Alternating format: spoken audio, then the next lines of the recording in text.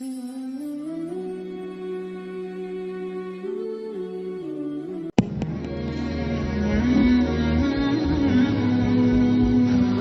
علیکم دوستو، انسان کبھی کبھی اپنی لمبی سوچ سے کچھ زندگی کی ایک سی خواہش دل میں بسا لیتا ہے، اور جب وہ خواہش حقیقت نہیں بنتی تو پریشان ہو جاتا ہے کہ ایسا کر لیں گے تو ایسا ہو جائے گا، اور ویسا کر لیا ہوتا تو ایسا ہو جاتا۔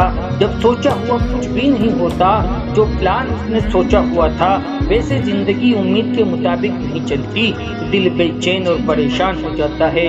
ایسا لگتا ہے جیسے زندگی کی بازی ہار گئے ہو، لیکن جان رکھو نصیب اور مقدر کا پتہ صرف اللہ ہی کو ہے نا۔ آگے کیا ہوگا کیسے ہوگا صرف اللہ ہی جانتا ہے نا۔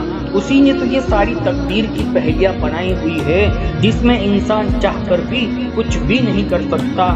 جان رکھو پیسے سے صرف چیزیں مل سکتی ہے، دل کا سکون نہیں۔ ہمارے تو صرف اندازے ہوتے ہیں نا۔ میرا رب اپنے قرآن میں فرماتا ہے کل کیا ہونے والا ہے اللہ کے سوا کوئی نہیں جانتا، بارش کب کہاں کتنی ہوگی اللہ کے سوا کوئی نہیں جانتا، ماں کے پیٹ میں کیا بنے گا کوئی نہیں جانتا، قیامت کب قائم ہوگی میرے رب کے علاوہ کوئی نہیں جانتا، کل کیا ہونے والا ہے میرے رب کے علاوہ کوئی نہیں جانتا۔ اللہ کی باتیں اللہ ہی جانتا ہے، ہم نہیں سمجھ سکتے۔ ہمارے لیے کھیل کس میں ہے اور ہمارے لیے شر کس میں ہے، اللہ کے راز اللہ ہی جانتا ہے۔ یار نبی صلی اللہ علیہ وسلم جانتے ہیں۔ جان رکھو ہم صرف مشیت الہی کو نہیں سمجھ سکتے بلکہ ہم تو اپنی مشیت کو بھی نہیں جان سکتے۔ حضرت موسیٰ علیہ السلام نہیں جان سکے تھے تو ان کا ساتھی کیا کر رہا ہے، انہوں نے کشتی کیوں توڑی ہے اور ایک معصوم بچے کو کیوں قتل کیا تھا، جو لوگ کھانا کھلانے کو تیار نہیں تھے ان کی ٹیڑھی دیوار کو کیوں مرمت کر دیا تھا۔ حضرت یعقوب علیہ السلام کو پتہ نہیں چل سکا تو اس کا جدا ہونے والا بیٹا اس حال میں ہے، کہاں پر ہے، اس کو نقصان کس نے پہنچایا۔ حضرت یونس علیہ السلام نہیں جان سکتے تھے کہ دریا میں کود کر مچھلی کے پیٹ کے اندر چلے جائیں گے۔ حضرت ابراہیم علیہ السلام نہیں جانتے تھے تو ان کی چھری کے نیچے دمبا ذبح ہو جائے گا۔ اس لیے اللہ پر پورا یقین رکھو، جو پریشانی اور غم کے بادل چھائے ہوئے ہیں نا وہ تو یقیناً ایک دن چھٹنے والے ہی ہے۔ جان رکھو ہمارا رب قرآن میں فرماتا ہے ہر تکلیف کے بعد آسانی ہے، ہر غم کے بعد خوشحالی ہے۔ اللہ کے حقائق کی جتنی وضاحتیں فرمائی ہیں وہ یقیناً اپنے بندوں کے لیے کافی ہے۔ جان رکھو اللہ تمہیں یقین تمہارا مددگار ہے، اللہ تمہارا کام بنانے والا ہے، وہ ہر طرح کے غم خوف اور وساوس کو نکال کر ان قریب تمہارا مہربان رب تمہارے لیے ایسے سبب اور راستے کھول دے گا، ایسے ذریعے اور وسیلے تم پر کھول دے گا۔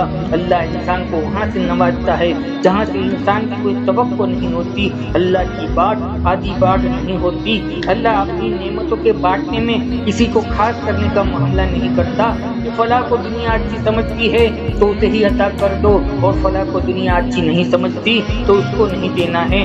جان رکھو اللہ بس تمہاری نیت کو دیکھتا ہے، اللہ بس یہ دیکھتا ہے کہ کس کے دل میں اللہ کے لیے محبت ہے اور کون اس چیز کو پانے کی زیادہ شدت رکھتا ہے جو وہ اللہ سے مانگ رہا ہے۔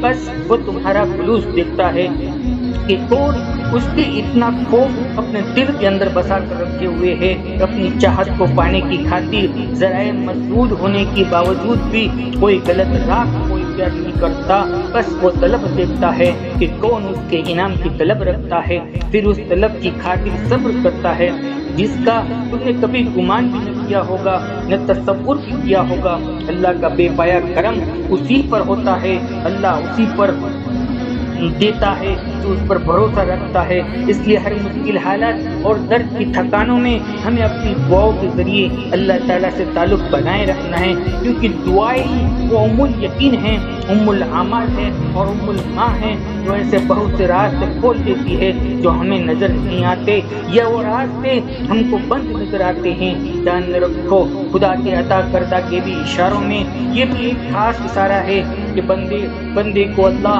مانگنے کی توفیق دے دے، ہاتھ اٹھانے کی توفیق دے دے، کیونکہ اکثر لوگ ان سے غافل ہوتے ہیں۔ جان رکھو ہر دعا کے قبول ہونے کا ایک وقت مقرر ہوتا ہے، اس وقت تک صبر کرنا، توکل کرنا، دعائیں کرنا، اس کو ہماری آزمائش سمجھے۔ جان رکھو کہ دعا کی قبولیت کے 4 پہلو ہوتے ہیں، یا تو دعا فوراً قبول ہو جاتی ہے، یا آخرت کے لیے ذخیرہ کر لی جاتی ہے، یا کوئی مصیبت ٹال دی جاتی ہے، یا جو مانگا ہے اس کے بدلے میں کوئی دوسری چیز مل جاتی ہے۔ مگر انسان کو تب تک راحت نہیں ملتی جب تک وہ اب اس کی مانگی ہوئی چیز اسے نہ مل جائے۔ جان رکھو جب دعا کی قبولیت میں دیر ہو جائے تو سمجھ لو اللہ آپ سے راضی ہو گیا ہے اور بہت جلد آپ کے لیے خوشحالی کے فیصلے کرنے والا ہے، سوائے اس کے کہ آپ نے کوئی حرام چیزیں نہ مانگی ہو، نہ حرام چیزیں کھائی ہو، کیونکہ ان لوگوں کی دعائیں قبول نہیں ہوتی جو حرام کھاتے ہیں اور حرام چیزیں مانگتے ہیں۔ اللہ پاک سے مانگو، بار بار مانگو، وہی دے گا، کیونکہ وہی دے سکتا ہے، اس کے علاوہ کوئی کام بنانے والا نہیں، اس کے علاوہ کوئی تقدیر کو بدلنے والا نہیں۔ وہ اپنے بندوں کو خالی ہاتھ اٹھانے میں شرم محسوس کرتا ہے، وہ غیور ہے، وہ سمجھ ہے، وہ بے نیاز ہے۔ اگر ملنے میں دیری ہو رہی ہے تو اس کے اندر اس کی کوئی مصلحت چھپی ہوئی ہو سکتی ہے۔ یقین رکھو وہ دیتا ضرور ہے، کیونکہ وہ مالک الملک ہے اور اسی نے ہم کو مانگنے کا حکم دیا ہے۔ میرا رب قرآن میں فرماتا ہے مجھ سے مانگو میں تمہیں دوں گا۔ وہ رب ہے آسمانوں کا جو دنیا کے اوپر صدا لگواتا ہو، ان سے محرومی کی کیا گنجائش ہو سکتی ہے۔ جان رکھو اگر اللہ نے تمہارے دل میں کوئی خواہش ڈالی ہوئی ہے، کس چیز کے لیے تم بے قرار ہو، کس چیز کے لیے تم غمگین ہو، کس چیز کے لیے تم تڑپ رہے ہو، کس چیز کی میں راتوں کو رلا رہی ہے، جس چیز کے حصول کے لیے تمہارے دل کے ٹکڑے ٹکڑے ہو رہے ہیں، لیکن اس شہنشاہ نے تمہیں دعائیں مانگنے کی توفیق عطا کر دی ہے، تو یقین رکھو وہ تمہارے مقدر کے اندر وہ چیز ضرور لکھے گا۔ تقدیر کی الجھی ہوئی پہلیوں کو وہ مالک الملک ہی سلجھاتا ہے، قسمت کی الجھی ہوئی گروہ کو دعا اور صبر سے ہی سلجھایا جا سکتا ہے۔ دل کو چھوٹا نہ کرے، مایوس نہ ہو، وہ رب قریب تمہاری اچھی سوچ کو حقیقت کے اندر بدل دے گا اور تمہاری سوچ سے بھی زیادہ تمہیں نواز دے گا انشاءاللہ تعالی۔ دوستو یہ ویڈیو آپ کے دل کا سکون کا باعث بنی ہو، ایک اچھا کمنٹ ضرور کر دیجئے اور ہو سکے تو اس ویڈیو کو دوسروں تک شیئر کر دیجئے تاکہ دوسرے لوگ بھی اس سے فائدہ اٹھائے۔ زندگی رہی تو انشاءاللہ پھر ملیں گے ایک اور نئے ٹاپک کے ساتھ، تب تک بندے کو اجازت دیجیے۔ اللہ حافظ، جزاک اللہ خیر۔